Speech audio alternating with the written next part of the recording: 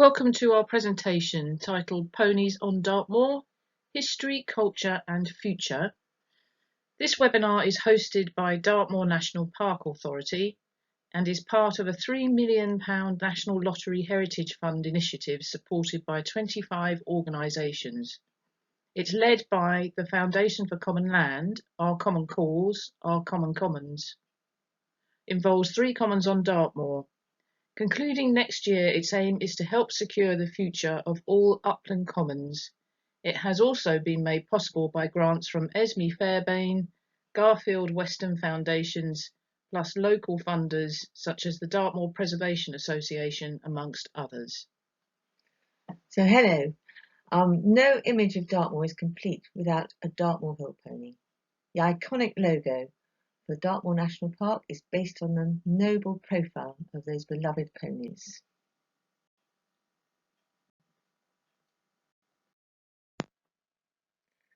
Well, I'm going to start by showing you a film that was made in 2003, and Brian Blessed very kindly did the over speaking bit, and it says exactly what we're still saying, but probably more strongly now than then, because we've now got the science behind it, and we're looking forward to telling you all about that. And the only thing that's really changed from this film is the numbers. There we say 2,000 to 3,000 ponies, and now there's under 1,000. What of the future? There used to be some 30,000 ponies running on the commons of Dartmoor. Now, for economic and other reasons, there are an estimated 2,000 to 3,000. The remaining gene pool is a treasure which should be preserved and cherished for the coming generations. For once wiped out, it can never be replaced. In an increasingly centralised and homogenised world, the sight of these ponies running free in all their variety is a piece of the living history of Dartmoor, the great wild country of southern England. They are a wild and unfettered part of all our heritage, and they deserve the best future we can secure for them.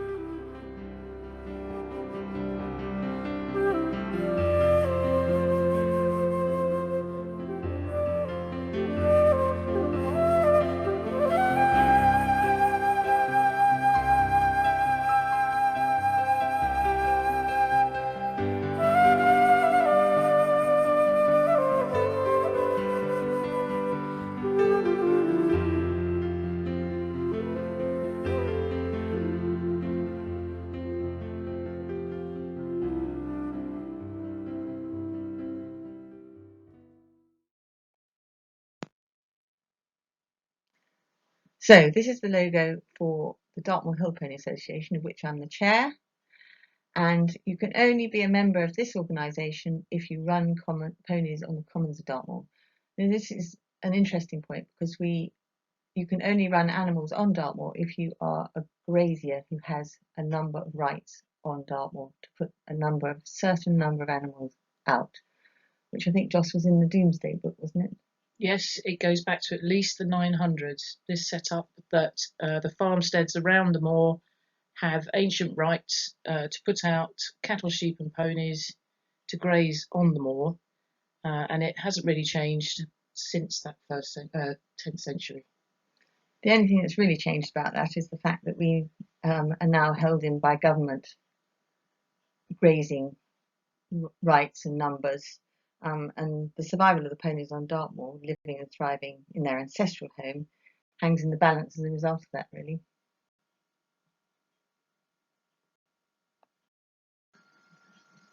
In this presentation, we're going to tell you about the semi-wild Dartmoor Hill Pony population, which you see up on Dartmoor. This is not the same as the Dartmoor pony breed.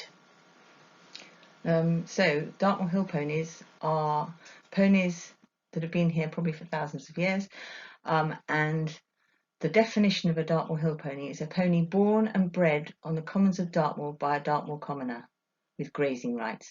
This is really important because if 2 hill ponies breed off the moor, they're not considered Dartmoor Hill ponies anymore because it's about their hardiness.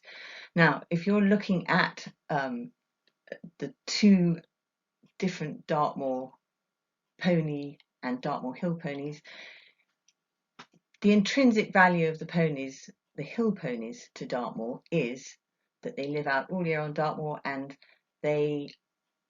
part of their value is almost their lack of value financially.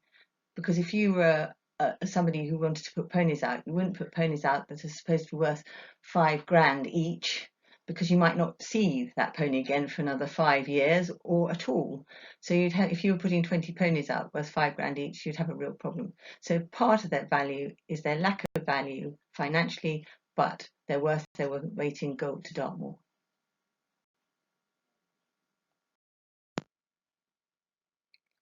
Okay, so you might wonder why we do a blue, red and yellow pony of all different sizes on our logo for the Friends of the Dartmoor Hill Pony. The reason for that is because if you took blood from any one of those ponies on Dartmoor, even though they're all different colours, shapes and sizes, 97% of them, you'd know they came from Dartmoor and Dartmoor only, because Dartmoor has made them what they are over the thousands of years. And this means that they don't have a uniform appearance, which is why when foals are sold and they go on to have a domesticated life, you will find children riding them, adults riding and driving them, and they are wearing a livery of colours, which is the lime green and the blue, the dark blue, and that is their livery, and you will see them proudly wearing those colours to denote that the pony they're working with is a Dartmoor Hill pony and comes from Dartmoor's population.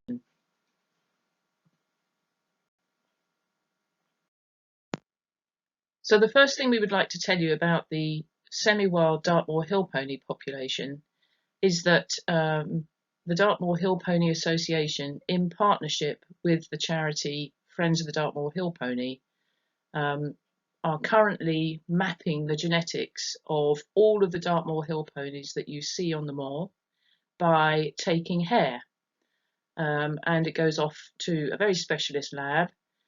We have discovered by doing that Dartmoor Hill ponies are holding some extremely internationally rare equine genetics, which give them the physical ability to not only survive at high altitude and harsh climate all year round, but actually thrive. Yeah, and there's a lot more magic to it than that, because I think because ponies have been working with man for at least 4,000 years, and that's evidenced, I think that the farmers, when they bring their ponies off the common to check them each year, they wouldn't have ever bred ponies with whose hooves weren't breaking off and turned into slipper hooves. And because if you have a pony in a field, you get its feet trimmed every 6 weeks. And these ponies, of course, we're not going to go out and trim their feet unless you really want to lose your front teeth if you've got anywhere near one anyway. And we think it's nature and nurture together which makes this magic. So because for so long they've not bred ponies that would get this awful sort of deformed foot, their feet are at a very specific angle, and with that very specific angle you then have Dartmoor doing its bit, and after Christmas all the food drops away and there's nothing much to eat. And like if you change your diet, you get a different ridge on your fingernail. These ponies get a weakness on their hoof, and so when they're walking around, their hoof then breaks off on that weakness line. We think that's the only way that this can be explained. We might find that it's not, but for now it's a wonderful story.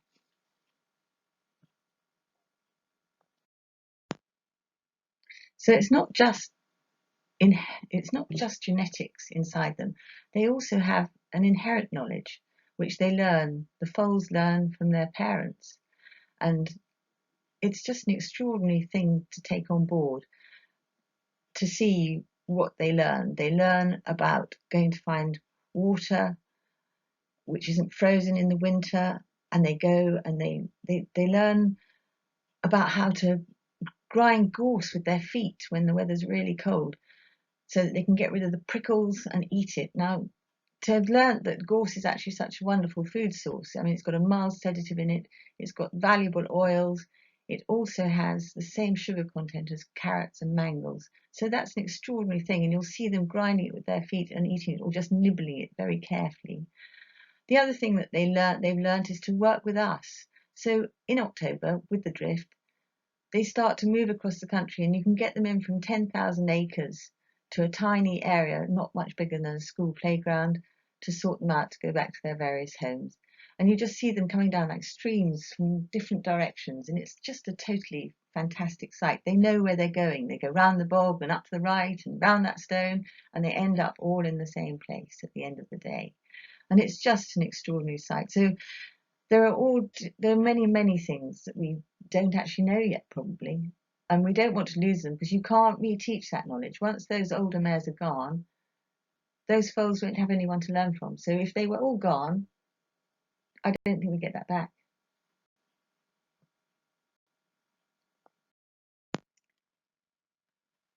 So the Dartmoor Hill Ponies are invaluable champions of the moor's biodiversity. Without their unique grazing habits, invasive species like bracken, gorse and purple moorgrass quickly spread across the moor, pushing out other plant species and damaging the habitats. And you can see that everywhere you go now on Dartmoor. During summer, purple moorgrass makes up to 20% of the Dartmoor Hill Pony's diet. In the UK, the spread of the purple moorgrass is often at the expense of more diverse uplands and mire habitats. The pony's grazing habits also create varied heights and structures to the sward, so that the rare species like the dormouse, marsh fritillary, pearl-bordered fritillary butterflies, and I've just learnt a new one, Heckford pygmy moth, and the globally threatened southern damselfly, can thrive in sheltered niches and warm microclimates at ground level, created by the pony's feet and the way they graze. So, maintaining or improving the quality of these habitats and developing the natural networks which emanate from them should be the focus of site management. Now that's a quote from the national park, I think, but so we've got to really recognise what they actually do out there is so important.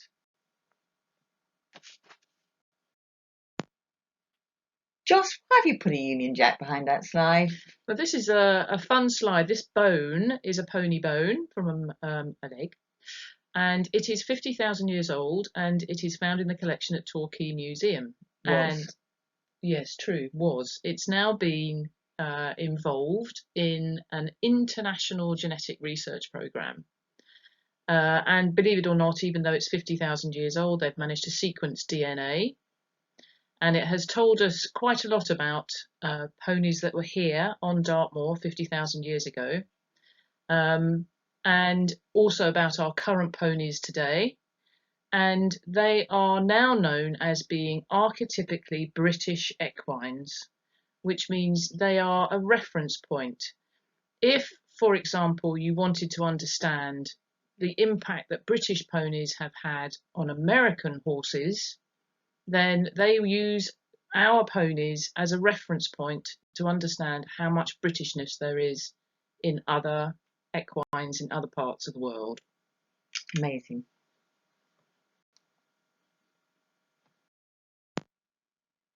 So we're now going to give you a little bit of background about the history of the semi-wild Dartmoor Hill pony population, which you see on Dartmoor today. And it is a very long history.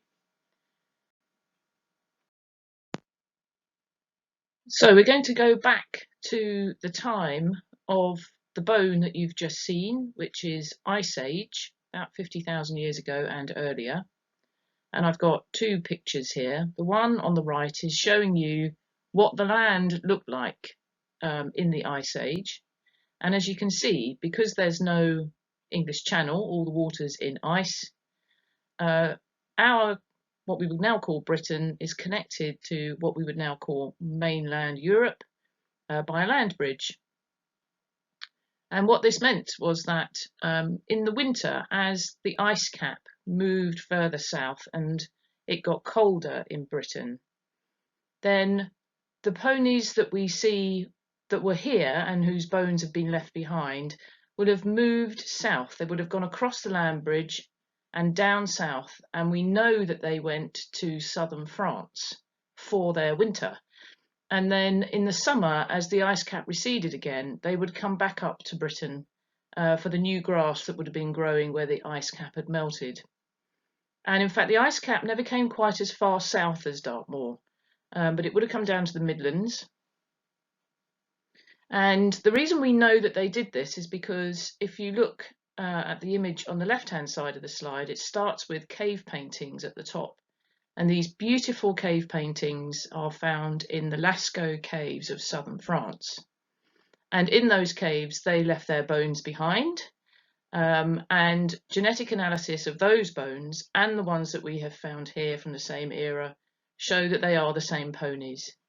And in fact, we know that the bone that was found in Kent's Cavern, which we showed you earlier, was a silver pony. But if you look at this image, you'll see that they are every colour. So you will see piebald, you'll see white or grey, you'll see black, you'll see brown, in fact you'll even see spotty. And done. And done.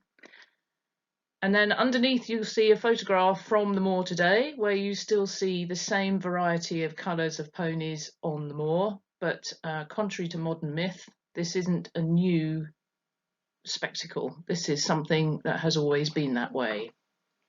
Okay, prove it. Okay, let's prove it. So we're going to go through history, and in fact there's a continuous record of history from certainly the Ice Age here through bones, archaeology in the Bronze Age, and historical references all the way through to today. And we've cherry-picked a few to show that what you see on the moor today is what's always been here. Been very exciting, hasn't it? It has been a very exciting discovery. So the first thing we'd like to tell you about is evidence that the ponies were here in the Bronze Age. And there's two theories about what happened between Ice Age and Bronze Age eras. Either, theory number one, as the Ice Age ended and the planet got warmer, the ponies that we saw in the Dartmoor area from the Ice Age died out. I'm not entirely sure why that would be, because things were getting easier and things would have been growing more easily. But one theory is that they died out. And then in the Bronze Age, which is 4,000 years ago, when man came back across to Britain to repopulate, they brought ponies with them from the furthest eastern part of Eastern Europe and replaced the pony population that used to be here. That's theory number one. Theory number two is that certainly some of the Ice Age ponies remained in the area, and when man brought over their Bronze Age ponies from the eastern side of Europe, perhaps they interbred, a little bit like modern man and Neanderthal man. Some of us today hold Neanderthal genes. Now, I have to admit a personal bias, because I find the second theory a little bit more logical, and I am beginning to wonder if the strange and rare international genetics that our Dartmoor Hill pony population holds today may have come from interbreeding with Ice Age ponies, because they are about surviving harsh climate. Yeah, that's pretty amazing, isn't it? So explain this slide then. So this is an archaeological dig. It's been done in the 1970s, which I think you can tell from the archaeologists' hairstyles and fashion. They are revealing a ditch which would have formed part of a field boundary. So Bronze Age man had learnt to farm rather than hunt and gather, and they would have enclosed what they were farming, the animals they were farming. And in this ditch, they found fossilised hoof prints of what was being farmed. And right in the middle of it is the imprint of a pony hoof. So the other hooves that were there were cattle and sheep. So this is pretty amazing, because we're still doing that. Ponies, cattle and sheep, what make Dartmoor what we know and love, which is really fantastic. And so we have wild farming on Dartmoor. They're out there, it's just about wild farming, and the skills involved in that are incredible to make it all happen for those animals and this beautiful place we survive in. What I also love about this, and I don't know whether this is just my theory and thoughts on it, is that people, once you start discovering the magic of the Dartmoor Hill pony, once you tame them, I wonder whether it's because they worked alongside man for 4,000 years. There's been a sort of intrinsic link between them for all of that time to help them survive, you know, in the autumn when you drift, taking the foals off and stuff. And I just wonder whether there's something that I always feel that sort of deep connection. It's no thought really, but that's just a thought, and that's why we're now finding out that they are so fantastic at the job. Now we're actually starting to recognise it. So the skills of the commoners today and the ponies that they're working with have probably been going on for millennia. Yeah. So something that historical references tell us in the history of the Dartmoor Hill pony is that it has always been semi-wild. These two images are representing historical reference points from the years 986 and 1086, so 10th and 11th centuries. The first written reference to ponies on Dartmoor was in the will of a bishop called Ethwold II, and he became bishop in 986 of Devon and Cornwall, and he wrote a will which bequeathed his herd of semi-wild ponies to the Apelings, and he also left them 4 mancuses of gold and 2 tents. Very important. So we know from the language, from the Latin used, that the ponies he was leaving in his will to someone else were wild. They were not domesticated, but he owned them, and that is exactly how it is today. These ponies are wild and they live a natural life, but they are owned, which is why DEFRA defines them as semi-wild. Then the second reference is the Domesday Book. I did not understand that our national Domesday Book, which was published in 1086, actually started as a collection of regional Domesday books. And the one that was written for the southwest of England still exists. And it is found in Exeter Cathedral's archives. And it was only translated a matter of 10 years ago. And in there you can see that they are forming a register of what everybody should be taxed upon, what they owned. And the farmsteads around Dartmoor have got a note against them that there are these, again, semi-wild. By the Latin you can tell that they are wild pony herds. But they don't actually make the final cut. When those references go as far as the National Domesday Book, they don't even bother putting them in, because I think they understood that they really weren't worth anything financially. But also, I think it can be said now, with our plea to the government, not to include them again in that process when they're trying to work out grazing rights on the commons, because there's 1 pony to every 64 hectares or something, and they won't make a halfpenny's worth of difference to their grazing agreements and things. They ought to be outside the agreements, possibly. Yep, and just left to be. Yeah, all of that above. So, whizzing on to the 16th century, 1500s, I'm going to bring you to the time of Henry VIII, and we have 2 references to Dartmoor Hill ponies. First, and mainly their size. It tells us about their size. Now, Henry VIII was not a small man, and he hated our native ponies because British native ponies were very small, and men going into battle on small ponies looked rather ridiculous. And this has been confirmed recently by a study called the Warhorse Study, where archaeologists have reviewed horse armour from all different periods to see what it tells us about British native ponies, and the armour confirms that they were very small. And Henry VIII hated this so much that he tried to force everybody to breed them up into bigger sizes, and he passed a law whereby stallions had to be a certain height, and anything born too small, so a 2-year-old colt that was under 11.2 should be culled.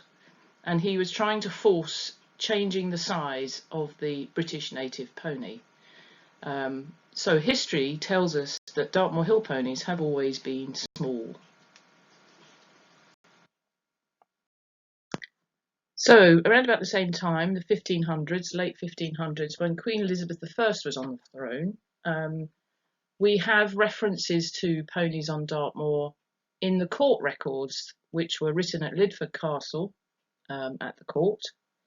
And these records were being written because if a farmer's ponies strayed from the common that they were allowed to be on into a common owned by Queenie, they were confiscated.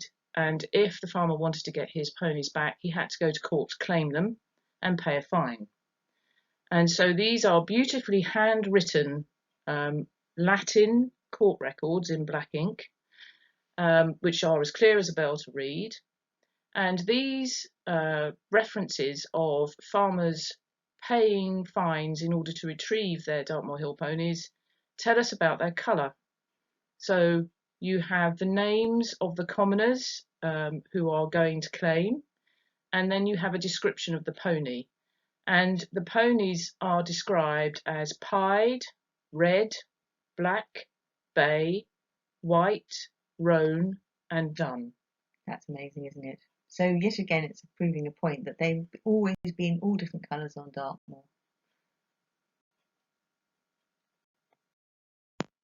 So now we'd like to move on to telling you a little bit about the annual rhythm of the life of a semi-wild Dartmoor Hill pony on Dartmoor.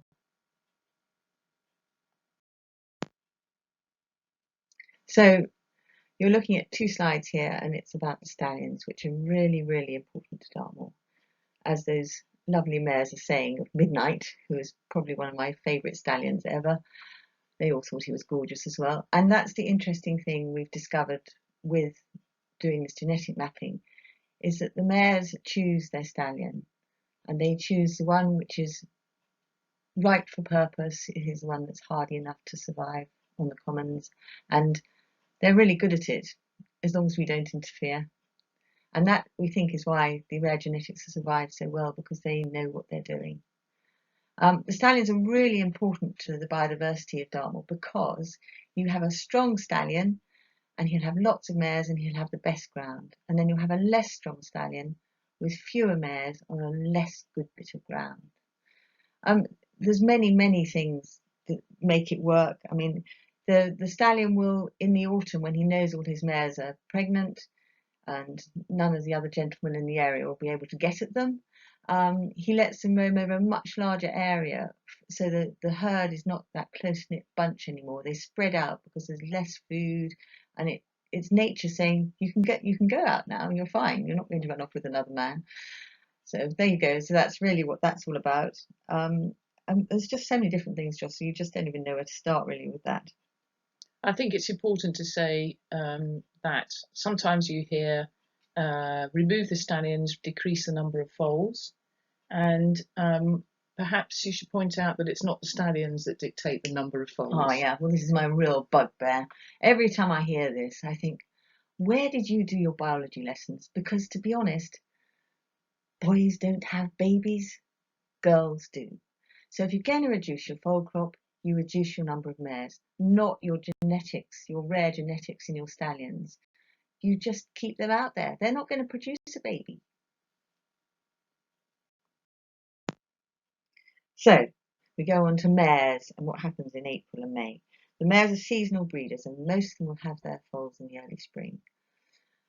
And that's an amazing thing in itself, because if we're talking about water purity, which is one of the big buzz subjects at the moment, when they're close to foaling, they seem to go close to the water's edge, so close to a stream. And that's really interesting, because all the brambles and things are starting to grow up then and spring into life. And they tend to keep those waterways open by just nibbling along the edge.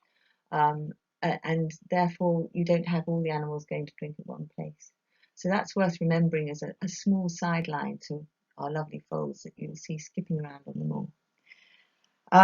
So you have your mares and your foals, and they have a lovely summer, and then you go on to the autumn, September, October, and we bring the ponies down off the commons, which is called drifting. Now, each pony herd knows where it lives, and this is called their lair. So I think, Joss, the other day you saw how that worked when you went to the drift at Yeah, it's quite an interesting thing to see. I'd never seen it before. The ponies are gathered off a huge expanse of common by a team of commoners who are the owners, and they bring them down, as Charlotte said, into a very small pound, and they sort them out and they take them back to their home farms for a few number of days, give them their health check. The ponies that then go back out onto the commons, I saw the amazing thing where you open the farm gate, which is the gate between the farm enclosure and the common land, and the ponies happily skip back out, but some of them will turn right and some of them will turn left. Yeah. And they know exactly which part of the common is their home, and they go back to their lairs. Some of them take a couple of days to get there. Now, also within that group that are turned back out, there'll be the 10% new young stock that they're putting back on the commons.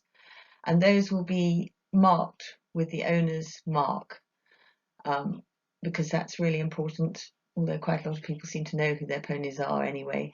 But so they have to have a visible mark. Yeah, permanent visible mark. It's in the Dartmoor Commons legislation that has to be. Yeah. So they're back out on the moor. The foals and the ponies that are going to the sale are the next thing. Yeah.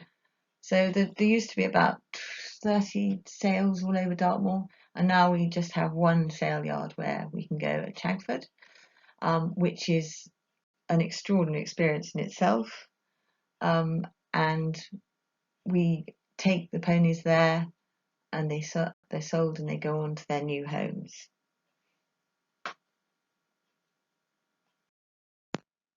So on the subject of drifting, which is when the pony herds are gathered in the autumn, we're going to show you a little clip which was made this year by Rob Fraser from a company called Somewhere Nowhere. And really, this was quite an exciting year for us with the drifting, because of this funding we had, we were able to take people out and show them, the general public, and take them on drifts with us in minibuses, and just show them what happens when you're drifting and the skills that are involved in getting those animals down into that small area of 10,000 hectares. It's just incredible. So I don't know how many drifts are there. There are about 30 drifts, and they're slightly staggered. So you end up with people try not to do it all on the same day, and one lot of, well, the most amazing one probably is the Merivale one, where they've done it on the same day every year for years and years and years. So you know what time you had to leave your home as a farmer in order to end up at the same place, at the right place, to turn them that way and this way, which is, all of that is part of what I rattle on about when I'm saying wild farming is such a skill, and we're not going to just lose the ponies, we'll lose the skill base that gets them back off the common to ensure that they can then go and do what they must elsewhere, really, and keep them all right.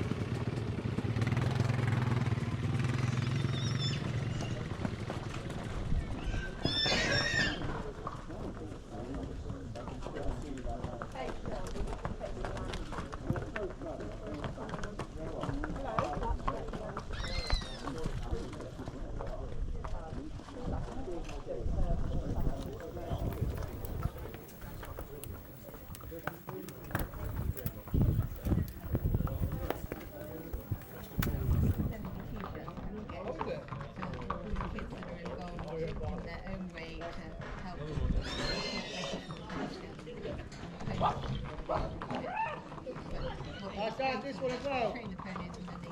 Mike, this one's Peter Lloyd's as well, that one. This one is what? Well, it's Bay.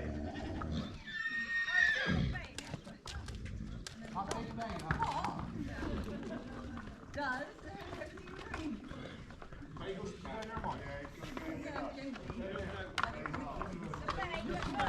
Just the Bay.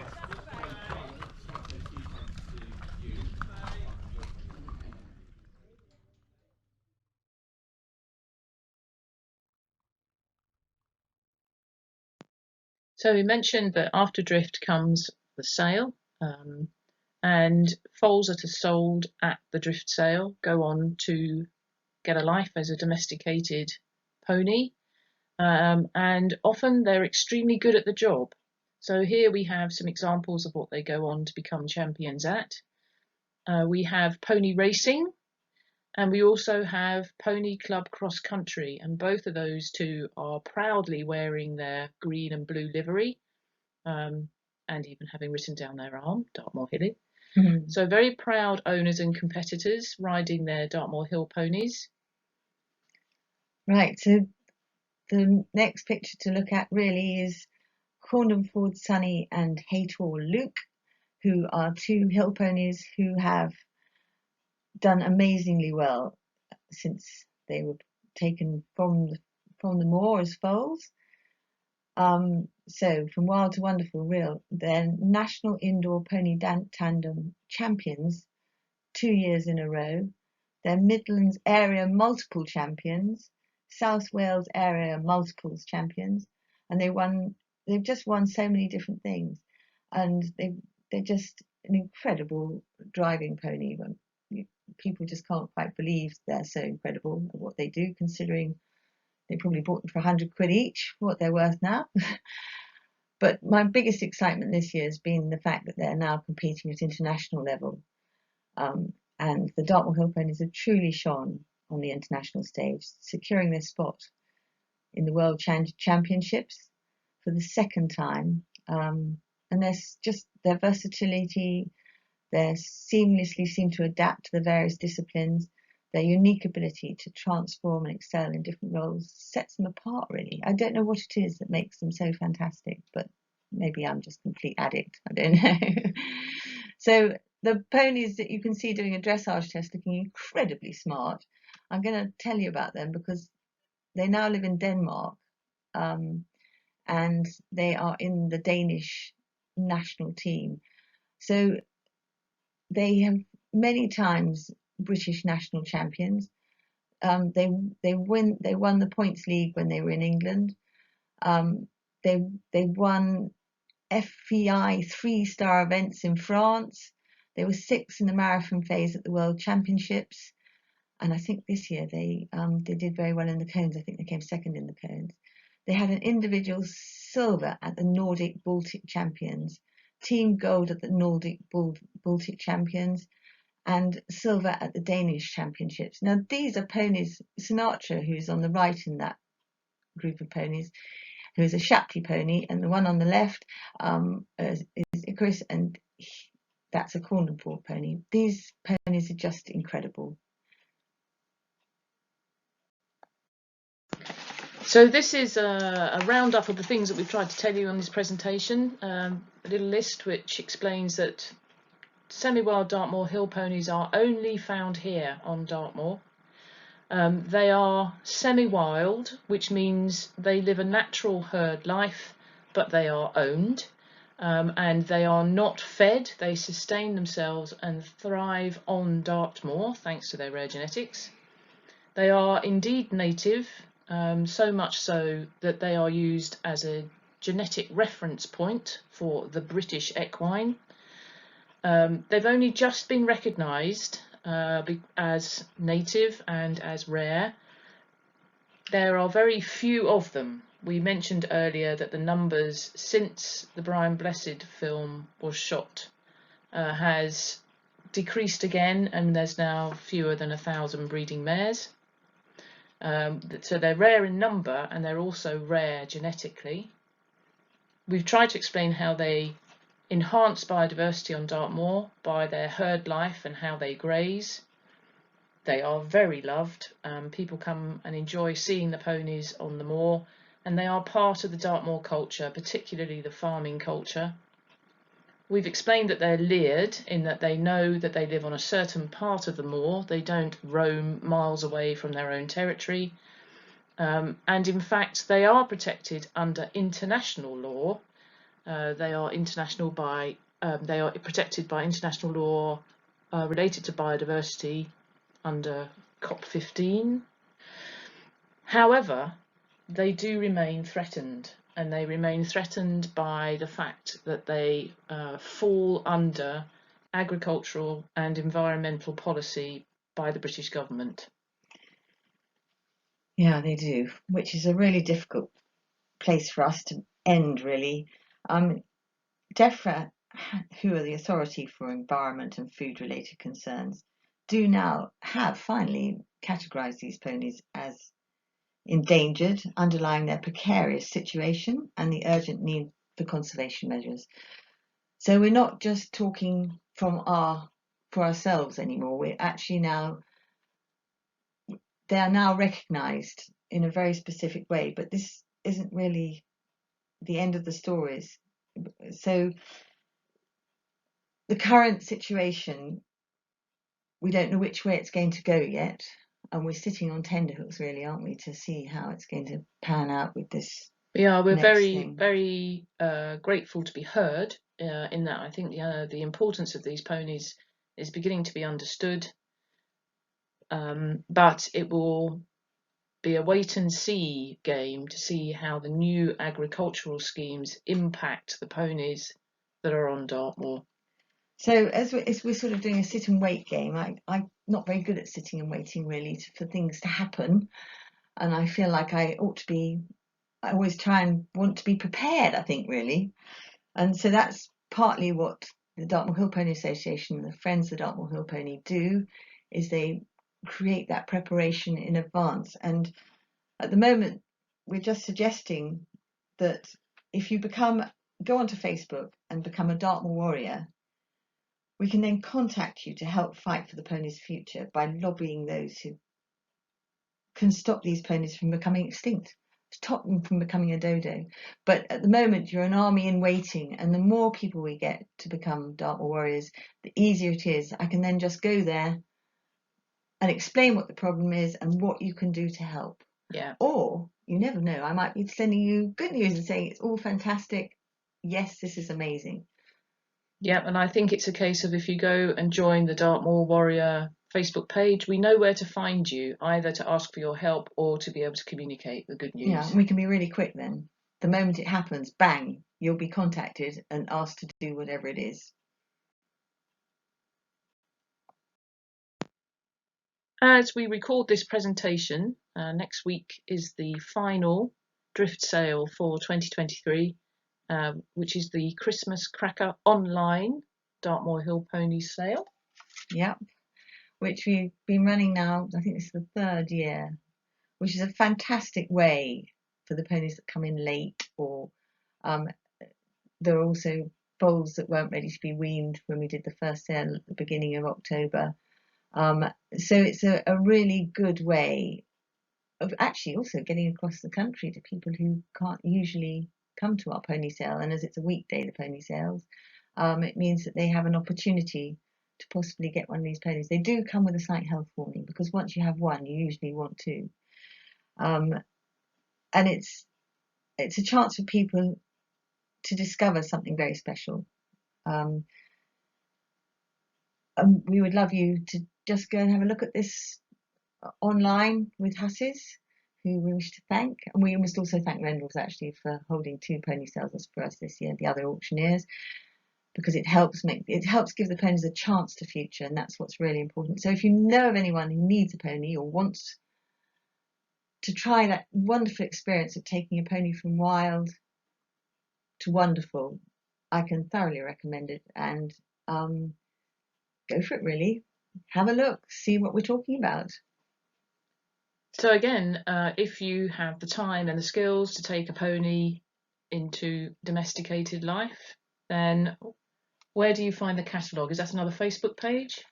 I think you just go onto Hussies and you scroll down past the dates on it, and then there's an actual, just a complete link, and you just link to it. Or there is now, actually, I tell a lie, there is a Facebook page which is online pony sale, online Dartmoor pony sale, I think. So search for Christmas Cracker and you're likely to find it. Yes, I think that's the way to do that. Yeah, they are Christmas crackers. They are fabulous.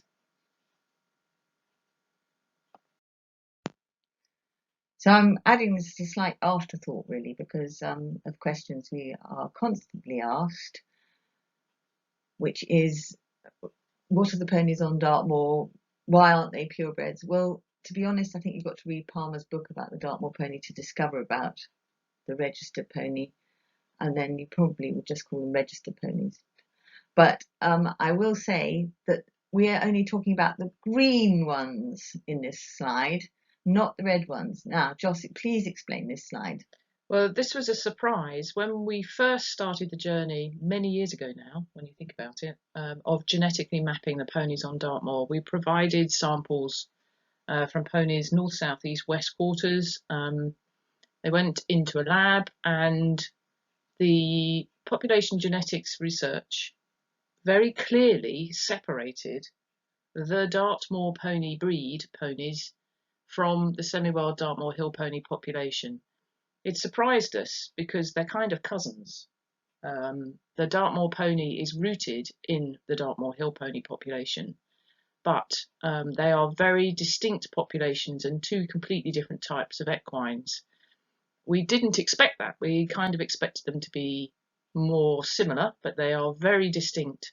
So on this particular graph, which is a results graph from that research, the green blobs are semi-wild Dartmoor Hill ponies, and the red blobs are Dartmoor pony breed. And in this presentation, we have essentially told you about the green blobs. Yeah, the green blobs are our bag, really. And they can only be found on Dartmoor and only bred on Dartmoor. The Dartmoor pony is a fantastic pony. It can be bred all over the world. It does a different job. Ours, their main job is looking after Dartmoor, and that is where they are truly recognised and required.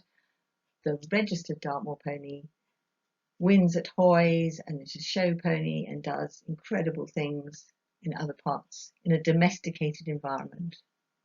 So if you want to find out more about the Dartmoor pony breed, I would recommend the Dartmoor Pony Breed Society history book, which is out of print, but you can easily get it online.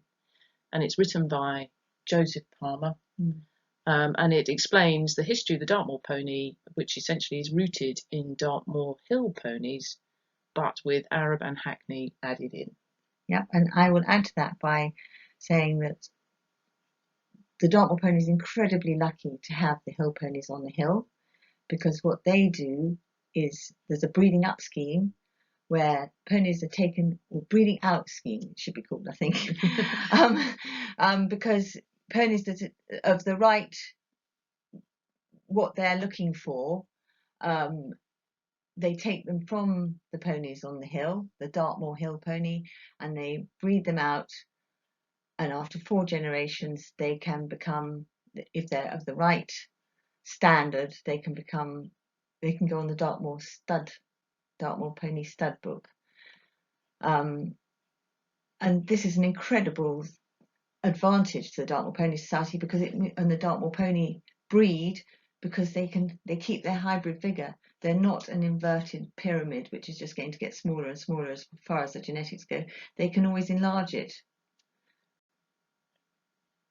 So we have come to the end of our presentation. Yeah. We hope you've enjoyed learning about the semi-wild Dartmoor Hill pony population. And we thank you for your time in listening.